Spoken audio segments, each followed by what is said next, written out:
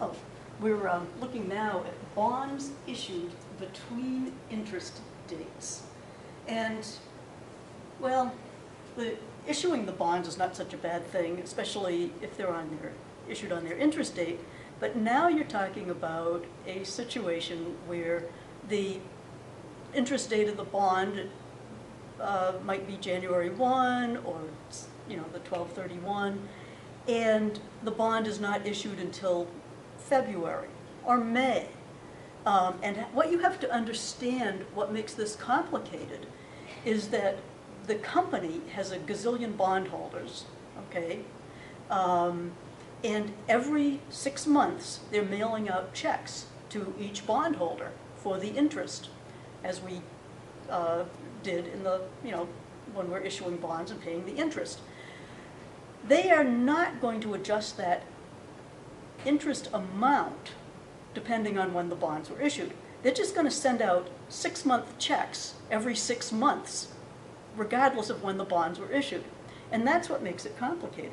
This means that if somebody bought the bond in, say May, and it has an interest payment date of 6/30, that means that they have owned the bond for 2 months, May and June, but they're going to get a check for 6 months interest because they don't adjust the interest checks. So what the buyer of the bond has to do is when they buy the bond, they have to pay up front the interest that they are not entitled to. So I don't know, let's take a look at how this works. Let's look at the example. So I think I kind of explained all that. So we've got, say we've got a face value of $800,000, a 10-year bond, stated interest rate is 6%, and the payment dates are January 1 and July 1. So if the issue date was January 1, the whole process would be very simple. You simply cash bonds payable, you pay the interest, and pay the cash of $24,000. You notice how I've made that come out to interest of $1,000 a month. I have to keep things real simple. Okay, so now, what if the bond was issued on March 1st, between interest dates? In this case, you have to calculate the monthly interest of the bond. So this interest expense here is for half a year. It's the $800,000 times 6% divided by 2. Full year's interest on the bond would be $48,000. Divided by 12, you're paying $4,000 interest per month. So now, on June 30, interest payments made. Okay, so on July 1, the buyer of the bonds is going to get a check for the full $24,000, but they didn't own the bonds till March. So they're only entitled to March, April, May, June. They're entitled to 4 months interest. So when they buy that bond, they're going to have to pay 2 months interest to the company up front. Okay, so what does the journal entry look like for this?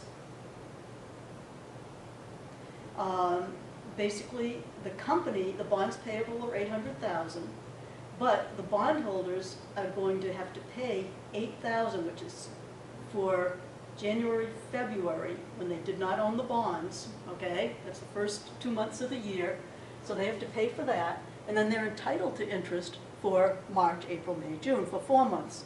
So you're going to reduce the interest expense to the company by $8,000. The company will collect $808, and they have the bond payable of the $800,000. Okay, so if you look at the ledger account, and sometimes that makes it easier, when you're going to have a credit entry to the interest expense account, so that's going to reduce the expense by $8,000. And then when they make their interest payment, they'll have interest expense, in cash, but the interest expense will then be correct just for the months of March, April, May, and June. Okay? You have to do a few of these, and it'll start to make sense after a while. Okay, so the real complication gets in when they're not issued on the payment date and they're not issued at par, because then you have to figure out the whole discount premium thing, and that you have to calculate separately. You do the interest payment you have to calculate that separately from the premium, or otherwise you go insane.